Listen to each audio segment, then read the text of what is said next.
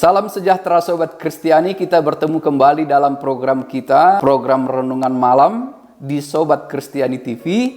Dan pada malam hari ini, renungan kita tertulis dalam surat Paulus kepada jemaat di Efesus. Efesus pasal 5 ayat 1 sampai dengan ayat 5, demikian dituliskan. Hidup sebagai anak-anak terang. Sebab itu jadilah penurut-penurut Allah seperti anak-anak yang kekasih, dan hiduplah di dalam kasih sebagaimana Kristus Yesus juga telah mengasihi kamu dan telah menyerahkan dirinya untuk kita sebagai persembahan dan korban yang harum bagi Allah. Tetapi percabulan dan rupa-rupa kecemaran dan keserakahan disebut saja pun jangan di antara kamu, sebagaimana sepatutnya bagi orang-orang kudus. Demikian juga perkataan yang kotor, yang kosong atau yang sembrono, karena hal-hal ini tidak pantas, tetapi sebaliknya ucapkanlah syukur. Karena ingatlah ini baik-baik, tidak ada orang sundal, orang cemar atau orang serakah, artinya penyembah berhala, yang mendapat bagian di dalam kerajaan Kristus dan Allah. Demikian firman Tuhan. Sobat Kristiani, ini mengenai status kita. Untuk mengingat setiap saat, setiap apa yang kita lakukan, setiap apa yang kita katakan, setiap perbuatan kita, betul-betul kita ingat siapakah engkau. Engkau adalah anak-anak terang, anak-anak Tuhan yang sudah dimerdekakan dari perhambaan dosa. Itu penting sekali supaya kita berpikir dan berhati-hati dalam setiap tindak tanduk yang kita lakukan dalam kehidupan kita. Kita telah dipanggil dari kegelapan masuk pada terang Kristus. Oleh sebab itulah kita disebut anak-anak terang. Dengan demikian, pikiran, perbuatan, dan segala kehidupan kita dibaharui. Ini menjadi dasar bertindak. Ini menjadi dasar melakukan segala sesuatu. Dasar berbicara, dan yang lainnya, seluruh apa yang kita lakukan harus didasarkan pada identitas yang baru tadi, yaitu sebagai anak-anak terang.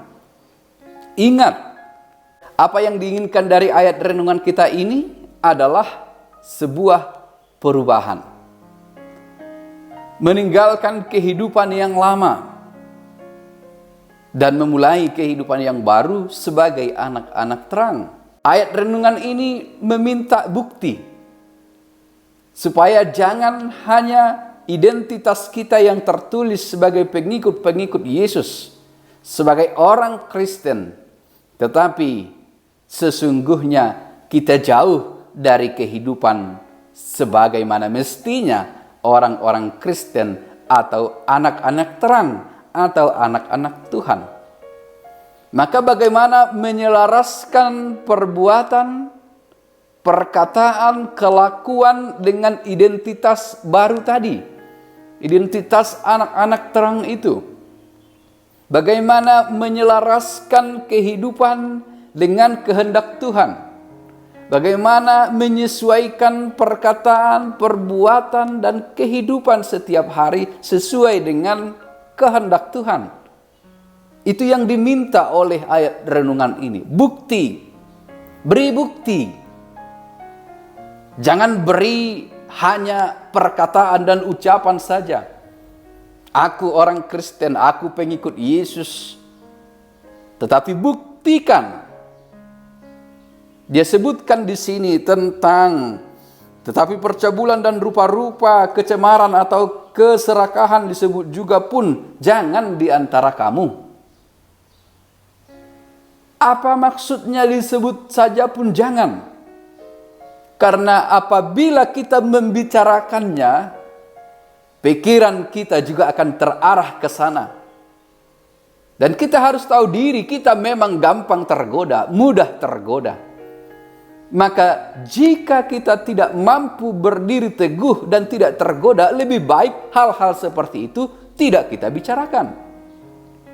Namun jika hal itu pun diucapkan dan dibicarakan, engkau harus kuat dan kokoh. Tetapi takutnya adalah kita kalah dan kita lemah. Maka disarankan sebaiknya jangan dibicarakan pun jangan. Dibicarakan pun tidak boleh. Untuk tidak mencemari kembali pikiran-pikiran kita. Lebih bagus membicarakan hal-hal yang lain yang berkaitan dengan apa yang disukai, yang dikehendaki oleh Allah. Demikian juga perkataan yang kotor, yang kosong, atau yang sembrono. Karena hal-hal ini tidak pantas, tetapi sebaliknya ucapkanlah syukur. Ucapkanlah syukur, nyanyian, pujian, penyembahan. Karena ingatlah baik-baik, tidak ada orang sundal, orang cemar, atau orang serakah. Artinya penyembah berhala yang mendapat bagian dalam kerajaan Kristus dan Allah. Apa yang diminta dari ayat 5 ini adalah perubahan sikap total. Antara sebelum dengan sesudah. Sebelum berada di dalam Kristus dan sesudah berada dalam Kristus. Sebab jangan engkau menyebut diri berada di dalam Kristus atau berada di dalam terang, tetapi engkau masih melakukan pekerjaan-pekerjaan kegelapan. Pekerjaan-pekerjaan penyembah berhala. Engkau harus memutuskan mata rantai itu. Tidak boleh engkau berada di dalam dua tempat. Tidak boleh satu kaki kita menginjakkan di dunia kegelapan, tetapi kaki yang lain berada di dalam terang. Tidak mungkin. Kedua-duanya harus berada di dalam terang atau kedua-duanya berada dalam kegelapan. Maka ayat ini menuntut kita juga mengambil keputusan. Jika sudah berada di dalam terang bersama dengan Kristus, engkau harus mampu mengatakan tidak untuk segala perilaku kehidupan yang dikategorikan kehidupan orang-orang dalam kegelapan. Maka pesannya sangat jelas. Ada bukti dari iman percaya kita pada Kristus Yesus. Ada bukti sebagai pengikut-pengikut Kristus. Ada bukti sebagai anak-anak terang. Bukan hanya slogan anak-anak terang. Bukan hanya identitas anak-anak terang. Tetapi terbukti dan nyata dalam kehidupan setiap hari. Semoga Tuhan menguatkan kita melakukan hal-hal yang sesuai dengan kehendak-Nya. Amin.